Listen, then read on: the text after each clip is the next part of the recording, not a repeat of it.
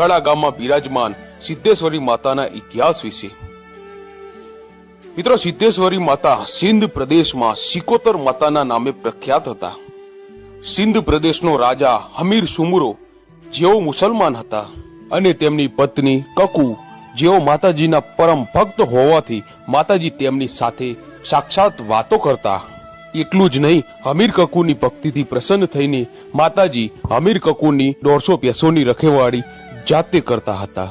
માતાજીની અપાર ભક્તિને કારણે હમીર માતાજીના પુવા હતા અને માતાજી અલગ અલગ સ્વરૂપે હમીર જોડે વાતો કરતા। આ બાજુ પાટણના રાજા સિદ્ધરાજે હમીર કકુની 150 ભેંસો ચોરવાનો નિર્ણય કર્યો। હમીર કકુની 150 ભેંસો ચોરી પાટણ લાવ્યા ત્યારે કકુએ માં સધીને મેણા ટોણા માર્યા અને ભેંસો પાછી લાવવા કહ્યું। હમીર કકુનું મેણું સાંભળીને સધી વઢિયારમાં વરણા આવીને કીધું, ખોડિયાર, હું પાટણ મારી 250 ભેંસો લેવા પાટણ જાઉં છું। ખોડિયાર બોલ્યા કે હું પણ તારી સાથે આવું છું।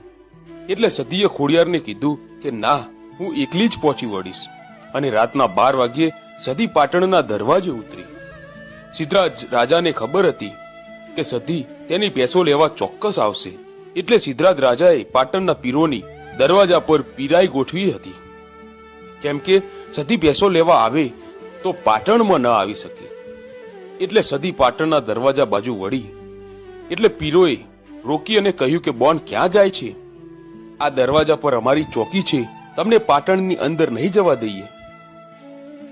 એટલે સધી બોલી કે અલ્યા પીરો, મેં સધીએ સિદ્ધરાજ રાજાનું મેણું ભાગવા આ ભેંસો આપી હતી અને હવે ભેંસો પાછી લીધા વગર હું સધી પાછી નહીં વળું।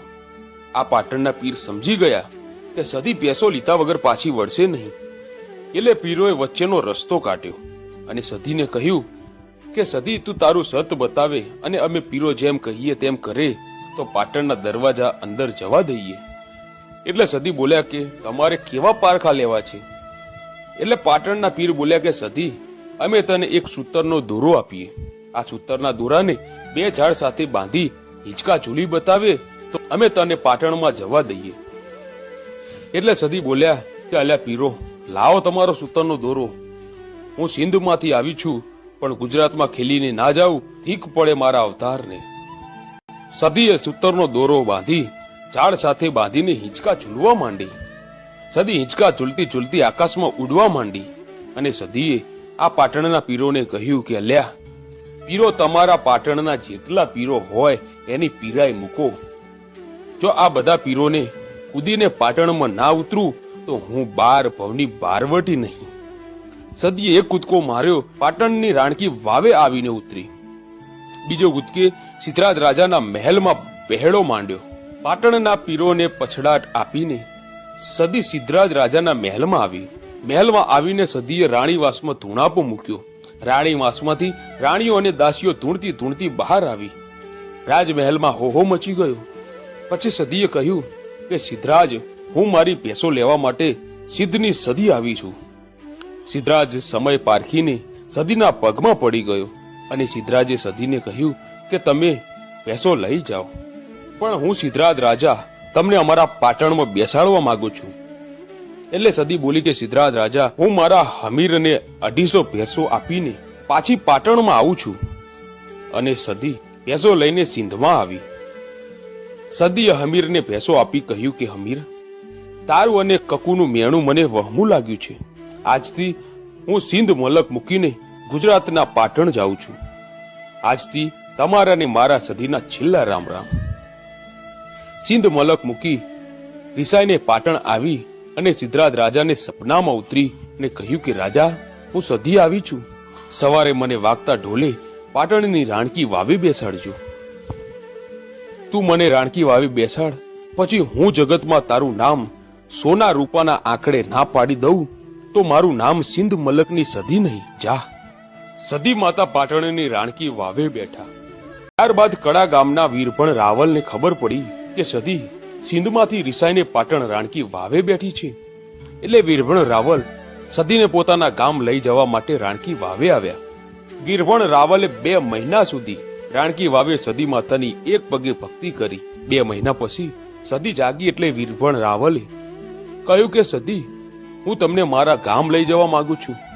એટલે સદી બોલ્યા કે વીરભણ રાવલ, હું તારા ગામમાં, તું આગળ આગળ જા, હું સદી તારી પાછળ પાછળ આવું છું, પણ તું ક્યાંય બેસતો નહીં.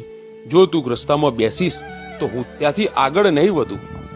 એટલે વીરભણ રાવલ પાટણથી ચાલતા ગામના માર્ગે પડ્યા અને સદી વીરભણ રાવલની પાછળ પાછળ આવી રહી છે.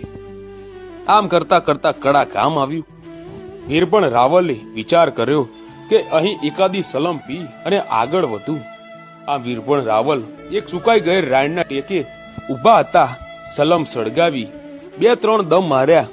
સલમ પીતા પીતા વીરભણ રાવલને નીંદર ચડી અને વચમાં સૂઈ ગયા.